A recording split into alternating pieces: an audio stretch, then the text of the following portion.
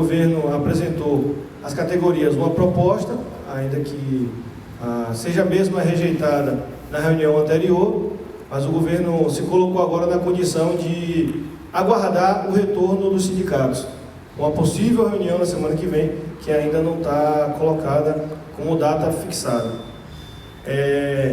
Nesse cenário, a gente discutiu as condições e como a gente deve intervir junto ao Antissindicato Nacional, ao pensar também a intervenção do Antissindicato Nacional junto ao Fórum dos Servidores Públicos Federais. E a gente apontou alguns encaminhamentos do comando para ser discutido aqui nessa manhã. É preciso dizer que ontem os setores dos servidores federais, que não da educação, se reuniram, alguns setores com o MPOG, para avançar em discussões sobre a pauta específica. O que é importante destacar disso é que o MPOG, inclusive isso está disponibilizado na página da Condicef, o MPOG está chantageando os sindicatos para avançar nas outras negociações a partir da negociação do reajuste salarial. Então, ontem, o MPOG recebeu os sindicatos, discutiu as pautas que não estão na mesa de negociação salarial, e o encaminhamento é que nada pode ser feito enquanto não for resolvido a negociação. Então, a Condicef apontou essa tática que o governo adotou pós-mesa, no sentido de avançar no que é a prioridade do governo e não na prioridade dos sindicatos. É preciso lembrar também que a pauta de negociação salarial está sendo discutida com prioridade, não por uma pressão e indicação dos sindicatos, mas sim, esse foi o ponto que o governo deu como prioridade na mesa de discussão. Então, e agora ele está atrelando todas as outras pautas à negociação desse primeiro ponto, que é do reajuste salarial. Bom, dito dessa forma, a avaliação geral do plano da política é que o governo, ao manter a posição anterior e apresentar os benefícios, reajustes dos benefícios, ele coloca um desrespeito frente aos movimentos que estão sendo organizados pelos servidores em todo o Brasil. A gente tem um indicativo, a Condicef, que é a maior confederação dentro dos servidores federais, tinha um indicativo de greve para o dia 22, eles prorrogaram para o dia 27, apostando talvez numa proposta que o governo apresentasse diferenciada nessa reunião, o que não aconteceu, e aí a base da Condicef está se colocando a discutir nessa semana a deflagração de greve para o dia 27 desse mês. O que significa isso? A possibilidade de uma ampla greve no setor federal. Então, o debate em torno da greve geral do setor federal está colocado, em grande medida, pela forma como o governo está conduzindo as negociações.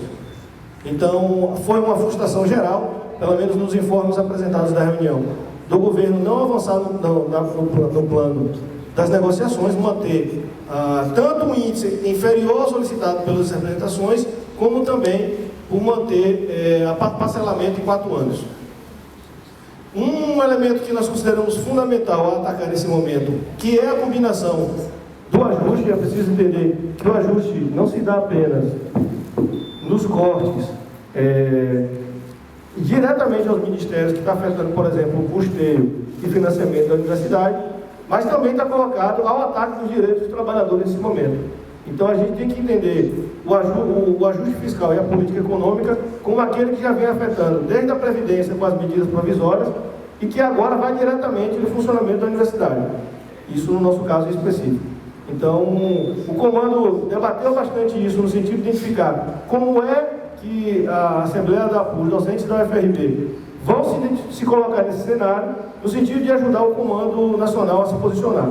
É importante discutir também que o Comando Nacional, ele não tem a tarefa de deliberar por uma medida.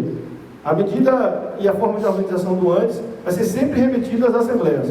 Então, nós teremos a tarefa de fazer essas discussões e encaminhar essa posição para o nosso delegado em Brasília. Hoje, quem está é o professor Juliano. Então, o antes, no comunicado pós-reunião, ainda não convocou uma rodada de assembleia para se posicionar diante disso, certamente por conta da negociação hoje com o MEC.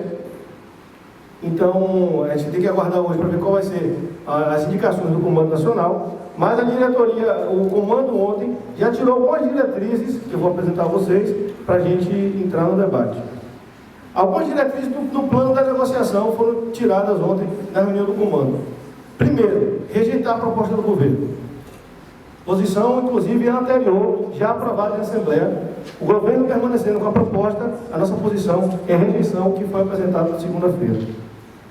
Um outro elemento é manter a unidade com o Fórum dos Servidores Públicos Federais. O que está colocado nesse sentido? Para além da posição do ANDES dentro do Fórum, que é mais um sindicato dentro do Fórum, é que a gente envie esforços para continuar até o fim das negociações de forma unificada com o Fórum, ainda correndo o risco de talvez a posição do ANDES ser derrotada dentro do Fórum, mas que a gente reconhecer a importância de construir e fortalecer esse mecanismo que é o Fórum dos Servidores. E o terceiro ponto era princípios dessa negociação, a pensar na negociação com o governo, que um é ser contra o parcelamento em 4 anos, e o outro era assegurar a reposição inflacionária. Essas são as diretrizes. A gente não entrou em proposição de discutir percentuais ou formas de parcelamento, mas a gente foi na linha de rechaçar o que foi colocado na mesa e agora, aqui na plenária, discutir estratégia no sentido que a gente reconheceu que era importante que essa Assembleia se posicionasse sobre esse cenário e mandasse indicações ao Comando Nacional.